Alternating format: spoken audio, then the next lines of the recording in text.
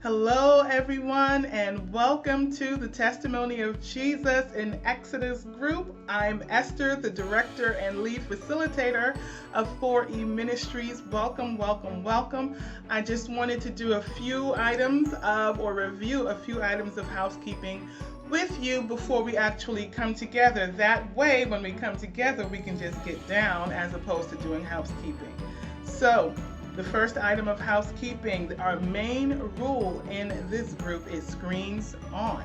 One of the 4E's in 4E Ministries is engagement.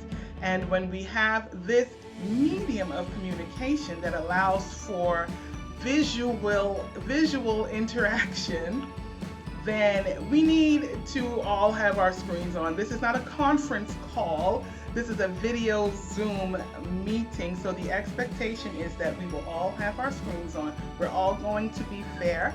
So now I also know that sometimes things may happen with technology. Things may happen. You may be sick, have just torn up in the face or something like that. Things happen on occasion. But if it's an every week thing where you're just not able to have your screen on, then feel free to catch the replay. You all have an account now with 4E Ministry, so you can always go back and review the video, and that's what it's there for. That's why I record, so that people can catch the replay or rebroadcast. So, second item is the book. Please make sure you have your workbook. Even if you are an expert in the sanctuary and you've read the book of Exodus and Leviticus and you know them by heart, please have the workbook, because we're working from all of that. We're working from the workbook, which pulls from various scriptures. So please have the workbook. If you do not have the workbook, well, I've given you lesson 1 for free so that you can catch up with any financial issues or setbacks. You at least can all come to this first session with lesson 1, which gets us to the third item, which is when you're studying these lessons, take your time. They are not meant to be studied in one sitting. Even though you can probably finish it in an hour, that's not how you do Bible studies. There will be very little to no benefit in you just hammering at the study in one sitting and answering all of the questions, because after a while you won't even be reading the questions. You'll just be looking for the scriptures and just writing things down. That is no benefit to you, and your presence will not be a benefit to others. You want to engage with the word and let the word engage with you.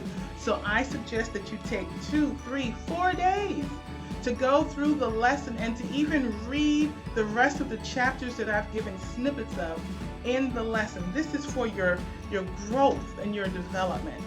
Okay? Housekeeping item number 4, brevity. There are a lot of us here today. There are almost 20 of you here, at least who have signed up. So as we are interacting and talking, I'm not the only one doing all of the talking.